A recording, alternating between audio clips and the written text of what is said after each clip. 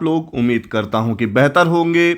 और इरा इंस्टीट्यूट के इस ऑनलाइन प्लेटफॉर्म में मैं अभिषेक शुक्ला आप सबका स्वागत करता हूं। देखिए, आज जो हमारा टॉपिक है वो बहुत ज़्यादा इम्पॉर्टेंट है। हमारे टॉपिक में जो आज है वो ये है कि सुप्रीम कोर्ट या हाई कोर्ट के जजेस पर इम्पीचमेंट कैसे होता है, पहली बात तो ये, और कब कब सुप्रीम कोर्ट और हाई कोर्ट जज के अगेंस्ट इम्पीचमेंट लाया गया। हालांकि एग्जैक्टली इम्पीचमेंट वर्ड सिर्फ प्रेसिडेंट के लिए यूज होता है, पर क्योंकि उसकी प्रोसेस लगभग इम्पीचमेंट की जैसे रहती है, इसलिए उसको इम्पीचमेंट वर्ड हम यूज कर देते हैं। यह डिस्कशन आया क्यों? क्योंकि हाल ही में रिसेंटली वी रामास्वामी, जो कि पहले ऐसे जज हैं सुप्रीम कोर्ट के जिनके अगेंस्ट इम्पीचमेंट का प्रपोजल लाया गया था, इस वजह से ध्यान रखिएगा उनका निधन हो चुका है। और इस वजह से ये चीज़ें क्या हुई है, चर्चा में आई हैं। तो आइए हम डिटेल में बात करेंगे। स्वतंत्र भारत में ध्यान रखिएगा, इंडिपेंडेंट इंडिया के अंदर अगर अपन बात करते हैं तो पहले सुप्रीम कोर्ट के न्यायाधीश जिनके खिलाफ महाभियोग की कार्यवाही शुरू की गई थी वो कौन थे? ये क्वेश्चन ही क्यों राइज हो रहा है, ध्यान रखिएगा, क्योंकि बी रामास्वामी जी का निधन हो चुका है। Who was the first Supreme Court जज in independent India to face impeachment proceeding. Clear है? तो मेंस के पर्सपेक्टिव से अगर आप देखोगे तो आपसे इम्पीचमेंट प्रोसीडिंग पूछ सकता है सुप्रीम कोर्ट या हाई कोर्ट जजेस की। ध्यान रखिएगा, 2 मार्कर के अंदर सीधा आर्टिकल पूछ सकता है कि सुप्रीम कोर्ट और हाई कोर्ट के अंदर कहां पे डिफाइंड है कि इनका इम्पीचमेंट किया जा सकता है या इनके रिमूवल की प्रोसेस कहां पे डिफाइंड है। क्लियर है? ध्यान रखिएगा।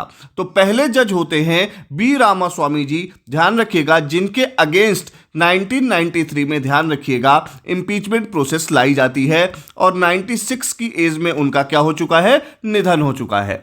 क्लियर है? अब अपन बात करते हैं डिटेल में। तो under article 124 and 124(5), 124 sub clause 4 और 124 सब क्लॉज 5 दोनों के कॉम्बिनेशन के थ्रू ही हम जो सुप्रीम कोर्ट के जज हैं उनको रिमूव कर सकते हैं। ध्यान रखिएगा।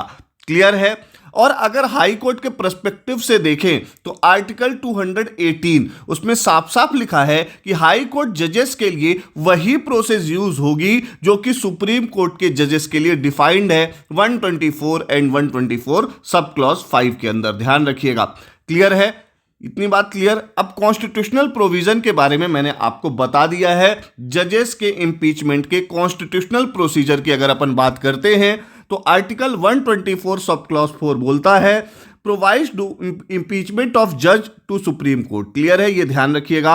और 218 बोलता है कि ये भी अप्लाई होगा हाई कोर्ट के जजेस के ऊपर। क्लियर है?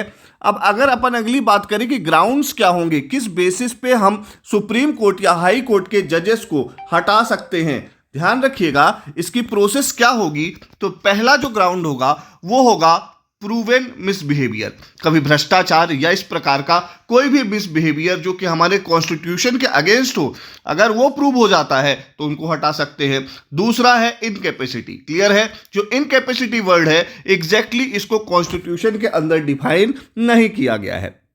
क्लियर है? और जो ये प्रोसीजर है ये रेगुलेटेड बाय जज इंक्वायरी एक्ट 1968 होगा। क्लियर है? अगली बात करते हैं, जो हमारा महाभियोग प्रस्ताव है, इंपीचमेंट मोशन है, वो कैसे लाया जा सकता है, ये बहुत ज़्यादा इंपॉर्टेंट हो जाता है। तो ध्यान दीजिएगा, लोकसभा के पर्सपेक्टिव से अगर मैं बात करूं या राज्यसभा, दो में से किसी भी हाउस के अंदर ध्यान रखिएगा आप ला सकते हो क्या, ध्यान रखिएगा, इंपीचमेंट अगेंस्ट जजेस of high court and supreme court. तो चाहे तो हम लोकसभा के अंदर लाएं, चाहे तो हम राज्यसभा के अंदर लाएं। अगर हम लोकसभा के अंदर लाते हैं तो हमें कम से कम 100 सांसदों का समर्थन चाहिए। ध्यान रखिएगा, कितने हमारे मेंबर ऑफ पार्लियामेंट की सहमति चाहिए, 100। और अगर हम इस प्रस्ताव को राज्यसभा के अंदर लाना है तो कम से कम 50 सांसदों का क्या चाहिए, हमें समर्थन चाहिए। ध्यान रखिएगा, मेंबर ऑफ पार्लियामेंट जो कि राज्यसभा के हों, कम से कम 50 सदस्यों का, 50 मेंबर्स का क्या चाहिए, हमें ध्यान रखिएगा सहमति चाहिए। क्लियर है? अगर यह प्रस्ताव स्वीकार कर लेंगे तो 3 मेंबर कमेटी बनेगी। ध्यान रखिएगा, कमेटी में वही मेंबर होंगे जो कि जुडिशियल नॉलेज रखते हों। क्लियर है? क्योंकि जुडिशियल नॉलेज के अलावा दूसरी चीज डिफाइन नहीं है कि वो व्यक्ति कौन होना चाहिए। क्लियर है? 3 सदस्यीय समिति अगर अपनी रिपोर्ट दे देती है तो ध्यान रखिएगा दोनों हाउसेस में क्या होती है, बहस होती है, और अगर दोनों हाउसेस से वह प्रस्ताव पारित हो जाएगा तो प्रेसिडेंट के पास जाएगा, यह ध्यान रखिएगा। तो प्रस्ताव पारित करने के लिए ध्यान रखिएगा 2/3 मेजॉरिटी चाहिए, ध्यान रखिएगा। उपस्थित और मतदान करने वाले की ध्यान रखिएगा, प्रेजेंट एंड वोटिंग मेंबर्स का कितनी मेजॉरिटी चाहिए, 2/3। स्पेशल मेजॉरिटी चाहिए बोथ द हाउस, दोनों हाउसेस के अंदर हमें स्पेशल मेजॉरिटी चाहिए, तभी जाकर ध्यान रखिएगा आप लोग रिमूवल अप्रूव होगा हमारे यहां जजेस का। क्लियर है? अगली बात करते हैं प्रेसिडेंशियल एक्शन की। If passed by both the house motion is send to president for final approval. अगर दोनों हाउसेस से पास हो जाता है तो फिर ये प्रेसिडेंट के पास भेजा जाता है और प्रेसिडेंट रिमूव करता है। डायरेक्ट पूछ लिया जाए कि भैया प्रेसिडेंट रिमूव करेगा या कोई और रिमूव करेगा, या आप कोई ये बोले कि चीफ जस्टिस रिमूव करेगा, तो बिल्कुल नहीं। ध्यान रखिएगा हाई कोर्ट का जज हो या सुप्रीम कोर्ट का कोई जज हो, उसको रिमूव करने की जो पावर होगी वो सिर्फ और सिर्फ प्रेसिडेंट के पास होगी। तो ये अप्रूवल पास होने के बाद किसके पास जाएगा, ध्यान रखिएगा, ये जाएगा प्रेसिडेंट के पास। अगर मैं इंडिया के इंडिपेंडेंट इंडिया की बात करूं तो 6 जजेस के अंदर के लिए अभी तक इंपीचमेंट प्रोसीजर लाई जा चुकी है, हाई कोर्ट सुप्रीम कोर्ट दोनों को मिला लें तो। पर अभी तक ध्यान रखिएगा किसी भी जज के अगेंस्ट ये जो है अप्रूव नहीं हुआ है, और ये बहुत ज्यादा इंपॉर्टेंट बात हो जाती है। क्लियर है?